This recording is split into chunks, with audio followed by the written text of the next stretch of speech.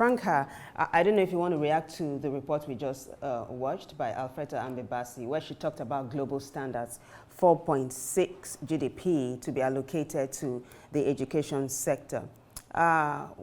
Does status quo in Nigeria meet these standards? Obviously not.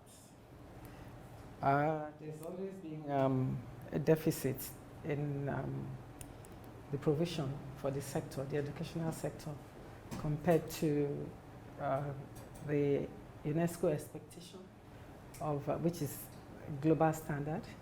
And it's been an ongoing debate.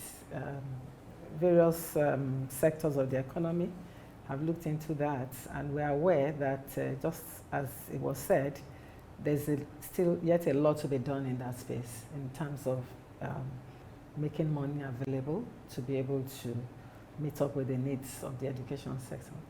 So why is it important for priority to be given to the education sector?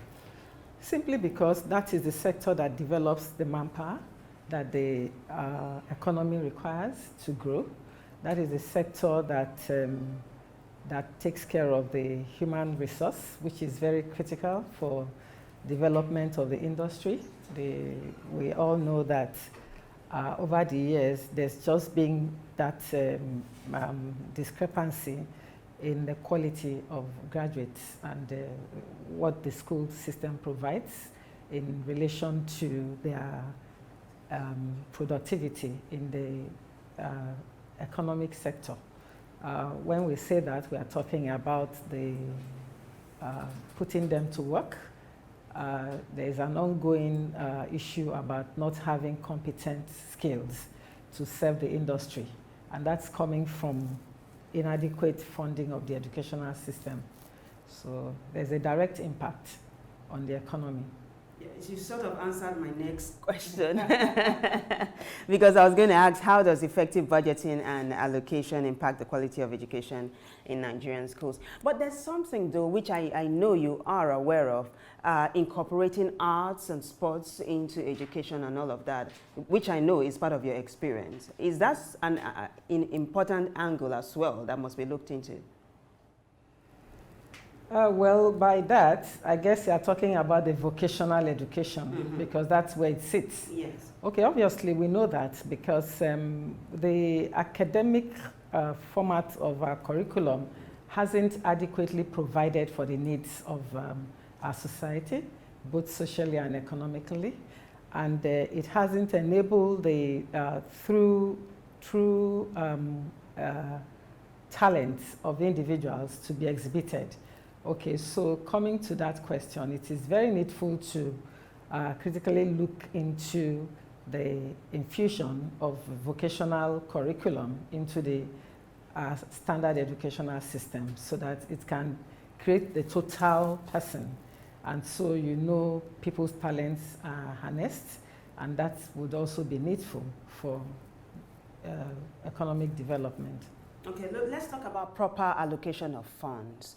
What are some of those gaps, infrastructure-wise, in our educational systems that must be plugged? Of course, definitely we know about physical structures like the schools and the state of the schools. The schools have to, that has to be looked into. Budget for payment of teachers, and then training for teachers. These are things that need to be looked into, because without competency, the teachers can't develop students with competency. So training of teachers is very critical, and that must be adequately provided for in the budgeting. And I have also looked into the space of capital and recurrent expenditure. And I've realized that a lot of emphasis is placed on recurrent, more emphasis is placed on recurrent expenditure than capital expenditure. Capital expenditure is more sustainable because that's where we talk about the infrastructure. So if more of the money is expended on infrastructure, you talk about laboratories, you talk about adequate classrooms, and a conducive learning environment for the students, and then training for the teachers. That's where I think more focus should be placed, because with that, you can have a sustainable impact on the educational system, and then also it will guarantee a very high quality output in the educational sector, which would definitely impact on the economy of the nation. Fantastic. Let's talk about remunerations. You talked about training teachers. Yes. Yeah, but how about incentives? So if you have trained teachers and the sector is not attractive enough, how do you catch the best ones? That's where we look into giving them what they really are worth, because it is known clearly that teachers put in a lot. And I always say that that's the beginning of anything that exists. Without teachers, you don't have good doctors. Without teachers, you don't have anything standing. So they actually need to be compensated more. But unfortunately, in this system, they are really graded low. But like in other countries, you know, it's very lucrative to want to be a teacher. I've heard about Nigerians going to China and talking about how much they earn as teachers in China. And that stands for places in like the Middle East as well, and other countries. And that's incentive, because it only makes it easier for them to put in their best. And when they put in their best, then you get best results. Absolutely. Let's talk about transparency in budgeting and allocation, the processes, right? How does it enhance accountability and prevent mismanagement of funds in the education sector, especially in Nigeria? I think basically it's the fact that you need to have a basis for evaluation. You don't just allocate funds without having a structure in place to evaluate exactly what the funds have been used for and how the expenditure is impacting the educational system, which is the primary goal of allocating the funds in the first instance. So there has to be a mode of evaluating what has been spent and has it been used appropriately for what it has been allocated to be used for, and the outcome as well, which is very critical, because you can spend money and get no value. Wow. You know, in a while, I'm going to be putting you on the hot seat. Yeah. Oh, that's fine. Fantastic. But let me ask this question first. In what ways does adequate budgeting and allocation support the training and development of teachers, ultimately improving the overall education sector in Nigeria?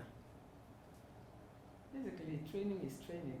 You set up opportunities for them to, you can give scholarships to teachers, because I remember way back, I studied education, and I know that there used to be scholarship for those who want to study education when I was in university, and that was an incentive. And of course, that comes from the budget as well, because that's provided for. So making teaching lucrative, making it attractive, is actually the goal of what we are talking about. So the budget must be positioned in such a way that it would make teaching attractive for the right people, not relegating teaching to be a space where those who can't fit into any other space or sector would end up, because that's what they can get. So that's what I think the budget can do to enhance attracting the right people into the teaching space. Fantastic. Now let's look at the sector holistically. I mean, you've got ties outside the country, and you know what it is over there.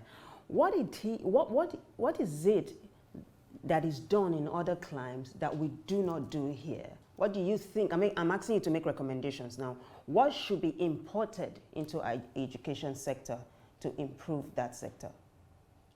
To be honest, I've been looking into the space of vocational and life skills education.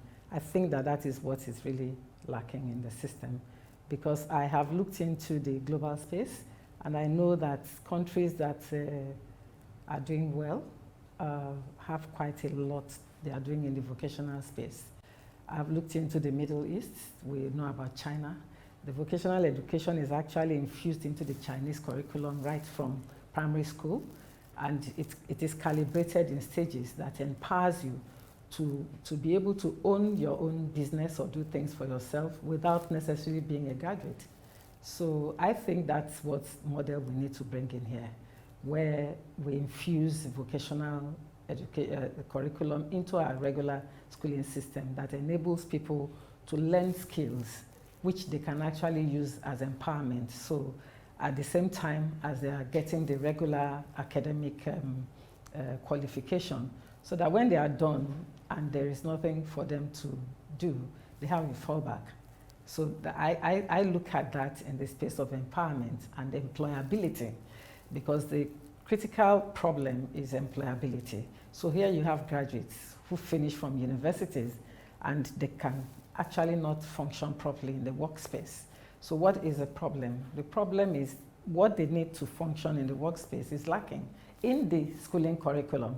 So if the vocational skill is imputed, and what I also call life skill. Life skill is what makes you apply the knowledge that you know to make it more effective and then make you more productive in any system where you find yourself. And these are things that you find in schooling curriculum in countries where they have skilled manpower. It's interesting you really talked about vocations, right? Because here it used to be called technical colleges in Nigeria, yeah? Yes. In those days. And these days it's been pushed to the background. And then these days you have the BSc, HND dichotomy and all of that. What do you want to speak to that? Well, like I said, I have looked into the Chinese educational system, and it was quite intriguing to know that the vocational skill curriculum is infused into their traditional educational. That's where you should start. We need to look into the curriculum. The curriculum needs to be overhauled. How about students or graduates who think the blue-collar job is the thing, or the in thing, and the thing to gun for after schooling? I think that's fading away right now, and I can tell you that. Right. Because they are long realizing that even the blue-collar jobs are not existing. Yeah. And so you don't want to finish school after 5 years in university, and you are hanging around doing nothing. So right now, I think they are actually taking their lives in their hands and trying to get to do things in the vocational space. So globally, you know, there's global access through the internet. You can actually get certifications and qualifications and skills that can empower you to even get global jobs sitting here. I think that's a trend right now, because I hear the HRs in the industry complaining that they can't retain IT professionals because they are all scramming because the world is looking for the skills. Absolutely. And if they have managed to get the skill, they want to get the best value for their skill. So they leave. So we are actually losing a lot of manpower right now because we don't have the platform to incubate them. Yeah. So what are the things to be done to keep these hands, these skilled hands in the country? I think government should still look into the vocational education space. That seems just to be the fundamental thing to be addressed. And also to make sure that the industry rewards those skills at the global level or at par with what is obtainable outside. I'm sure if they know that they can earn, even if it is half as much, they would rather stay here. Because it's not particularly like life out there is so rosy, but you know, it's diving between the devil and the deep blue sea. So I think that if the industry would look into that in terms of compensation, because I also know that people are not paid properly, adequately. It's not only in the teaching sector. So I've had cases of engineers earning ridiculous amount of money that can't even pay their basic bills.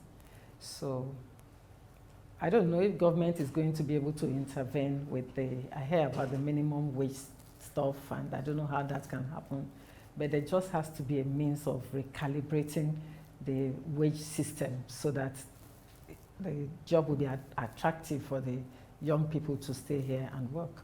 Yeah, so before I let you go, as we wrap up this session with you, because we also have another education enthusiast Inidan, who is in the house, will be joining us shortly. But before I let you go, though, like we said at the beginning, this year, for 2024, about 1.5 trillion naira is what has been allocated to the education sector. That's about a 20% increase from the previous year. What would you like to see when it comes to budgetary allocation to the education sector, which is your sector, really? If you're going to peg an amount now. I think that's still way below what we needed. Yes, way below. You like to see tripled, doubled, quadrupled? More than that. Aha. Yes, because we are dealing with a huge space here. You are looking at the number of children at the basic universal education space, where we have the highest population. Meeting those needs will require enormous expenditure. And then you are looking at the secondary level, but more about basic education, which is very, very important. Yes. So more money will be required there because we have the highest population of individuals in that space. It's interesting you mentioned this, though. Our public schools, what would you like to see? So you're laughing. What's behind that laughter? Well, that needs a lot of attention. I have to be very honest because I have physically seen some schools, even in locations where I didn't believe I could see things like that. Highbrow. Dilapidated environment, classrooms without windows. It's really bad. I mean, I'm not talking about the villages or the interiors. I'm talking about right here in Lagos. Oh. In a very prominent space in Lagos. I don't want to mention the name here. But it was shocking. And I don't know how many more of such experience you would see going around. I can't explain it. Simply, I can't. Because a lot of money has to be put in that infrastructural space. The environment should be conducive for learning, basically. And again, what baffled me was, what kind of people are you raising in such an environment? Because you have to think about the psychological impact of the environment on the individual. There are environments where you practically know you can't learn anything because it's just not conducive for learning. And I know there are quite a number of them around. That needs attention. You know, you talked about the situation and what you experienced and how it wasn't palatable at all. In some of these cases, there's overpopulation, right? Where you have these classes overpopulated in public schools. And then you have cases where there are no seats to sit on and no tables to write with, right? Yes, but what is very devastating is that you, as an individual, will not even feel like entering those compounds when you see what it looks like. So I didn't even bother to check what is inside, because you can imagine what you find inside. Maybe not adequate sitting spaces, just like you have said. But the truth is, those are not places to put young children. Like we said earlier on, you are a learning and development administrator at JetLink IT Academy, which has a global degree partnership with the UK NCC Education. Your final thoughts on this matter? What would you like to see in Nigeria's education sector? Vocational and life skills education. Okay. 10 times I will repeat that. Because that's all we need for empowerment. And the unemployment rate is very, very high among the youth. And statistically, they are 75% of the population. So they need attention. So I don't know what else, because what would you be doing with the 25% anyway? Not to pay attention to the 75%. So it's very critical.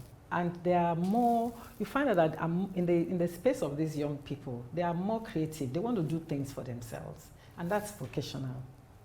A lot of them, you just sit them down for 3 months training, and they can actually start making money. They can set up their own businesses. I have used that model for raising my children, and they are doing well globally today. because I knew a long time ago that that was the way. And it didn't stop them from earning degrees anyway. And that's exactly what I'm doing with the JetLink Academy. So right here, you can earn a global degree across 60 countries of the world. You earn while you learn.